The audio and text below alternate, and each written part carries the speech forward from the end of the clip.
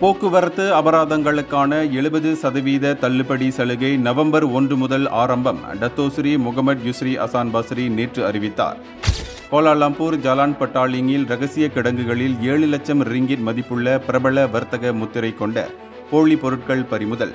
சபா தேர்தலுக்கான Pakatan அராப்பான் GRS தொகுதி பேச்சுவார்த்தை முடிவடைந்து ஒரு தொகுதி மட்டுமே நிலுவையில் உள்ளது என்று டத்தோஸ்ரீ சைஃபுடின் நசுத்தியோன் இஸ்மாயில் தெரிவித்தார்.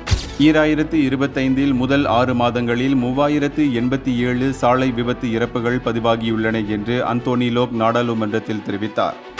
எடிசி சியாசாட் மற்றும் எடிசி ஹாஸ் டெலிகிராம் சேனல்களுக்கு தடை விதிக்க கோலாலம்பூர் உயர் நீதிமன்றம் MCMCக்கு ஆதரவாக தீர்ப்பளித்துள்ளது.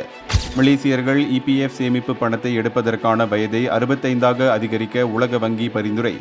ஸ்ரீகம்பாங்கானில் நிர்வாணமாக கண்டெடுக்கப்பட்ட பெண்ணின் சடலம் தொடர்பான வழக்கில் 3 கைது.